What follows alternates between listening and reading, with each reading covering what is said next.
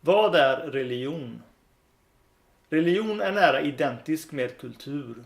En livsfilosofi baserad på insikter som kommer från metafysik. Och eftersom metafysik sades vara den första filosofin och grekisk filosofi var en omformulering av religion till ett nytt begrepp, kan vi säga att religion, filosofi och metafysik inte bara är anslutna, men att de på många sätt bara är olika begrepp för vad som ursprungligen var samma sak.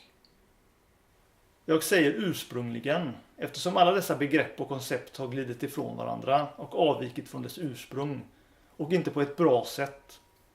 Ju mer splittring som sker, desto mer kan du räkna med att koncepten tas och begrips felaktigt. Att allting är anslutet och grundat på återupprepningar, reflektioner och motsvarigheter är en grundläggande lag, och den riktiga innebörden bakom uttrycket allt är ett, eller allt är i ett och ett är i allt, och så vidare.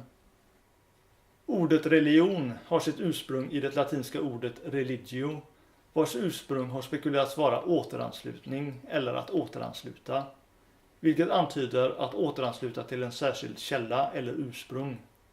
Därmed måste vi skilja på vad religion härrör från, vad det var till sitt väsen, och vad det senare blev i olika kulturer eller i psyket hos den individuella individen. Med andra ord, vad som är av intresse här är vad begreppet religion bör hänvisa till, inte nödvändigtvis vad det bland massorna betraktas som. När olika individer och kulturer använder samma ord men menar olika saker, då blir det ett problem.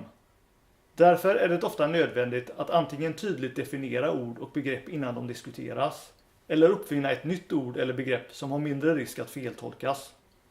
I tidlös utbildning försöker jag göra lite av båda. Delvis försöker jag analysera, förklara och tydliggöra gamla begrepp i texter och videor som denna.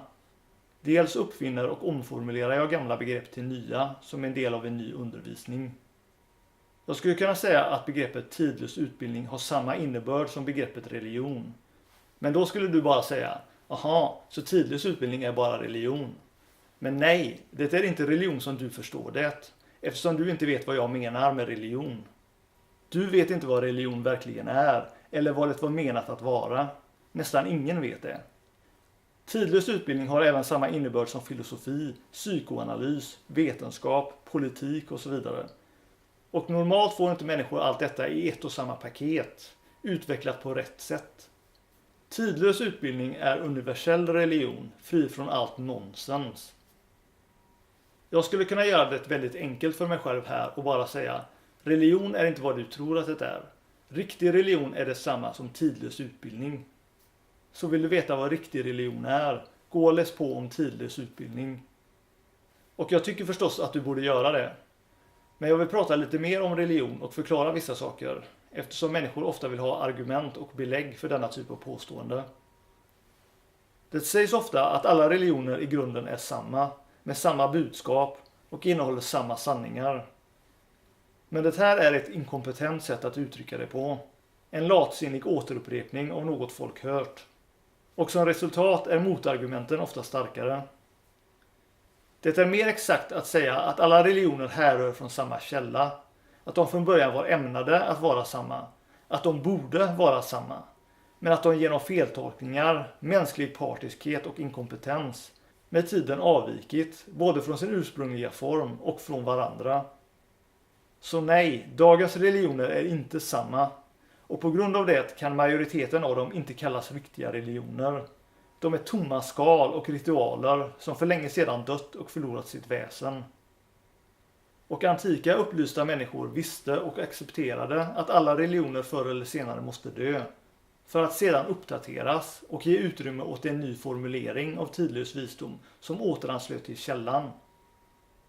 Jag tog upp det här i min video om nordisk mytologi och Ragnarök.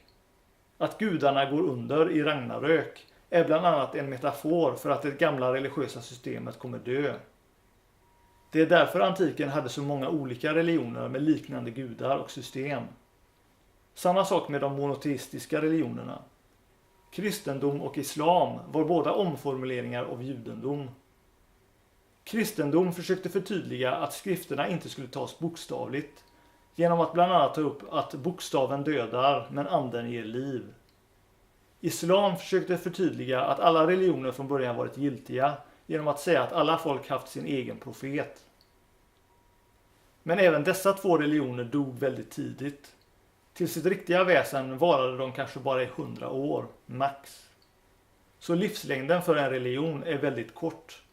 Bara för att människor fortfarande kallar sig muslimer eller kristna betyder inte att den riktiga religionen, dess ande, inte redan för länge sedan dött. Människor är väldigt ytliga. De tror att en etikett och lite rutinmässiga ritualer betyder någonting.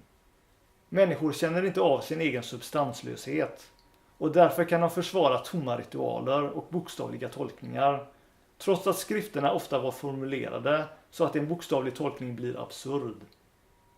Bara genom att känna av att religionen inte känns rätt och inte uppfyller djupare behov kan individen genuint börja söka och kanske finna den rätta tolkningen eller ursprunget till sin religion. Varje profet och upphovsman till en ny religion har upplevt en besvikelse med den tidigare religionen.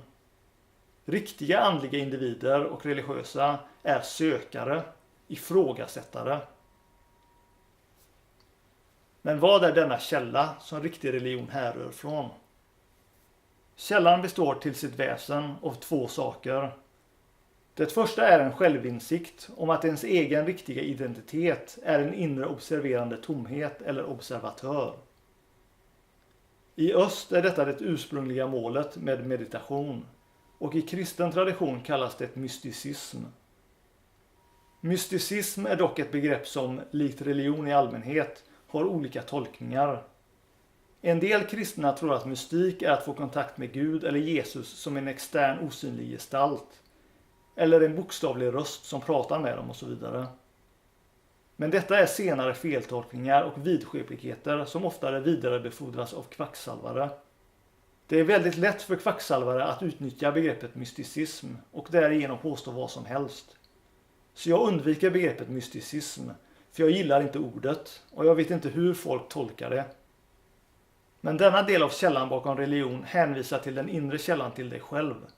Vad du är när du skalar bort allt som är temporärt och föränderligt och ansluter till det som består och är permanent. Du som inre observatör. Och det är denna observatör som är universella människan, som är i Guds avbild, inte resten. Den andra saken som är ursprunget till religion är en slags källkod eller formel som uttrycker den yttersta verklighetens eller högsta naturlagens principer. Denna källkod kallas olika saker såsom logos, tetraktys, religio vera, ordet, korset att dra, Guds namn, Jod he vav he eller Jehova, yin yang, Ishvara, Trimurti, Odin vile ve och så vidare. Ur denna formel eller källkod härrör alla välkända religiösa koncept såsom icke-dualism, skaparen, karma, allsmäktig vägledare, världens ljus, uppoffring, det vill säga ödmjukhet och acceptans inför verkligheten, räkneoperationer, numerologi, astrologi, inspirerade texter och så vidare. Syftet med religion är att bevara denna källkod som helig och vidarebefordra den så att denna ultimata vägledande princip aldrig dör ut. För utan den uppstår bara lögner och falskhet, konflikt och oreda, främst i form av dualistiskt tänkande, djävulen. Och för människor, även extraordinära människor och filosofer, är det praktiskt taget omöjligt att nå rätt slutsats om verkligheten på egen hand, då människor är för partiska. Det andra syftet är att läka människor och göra dem mer hälsosamma och förmögna att ta ansvar genom att ge dem rätt undervisning i självkännedom. Särskilt djupare självkännedom om den inre observatören. Så riktig religion är enhet med det inre vittnet och hård metafysik, det vill säga filosofiska principer, processlogik och den medföljande betydelsen av detta. Så som att kommunicera en världsbild född från svaren genom berättelseteknik. Detta är återanslutning till källan. Allt annat är pseudoreligion och pseudoandlighet.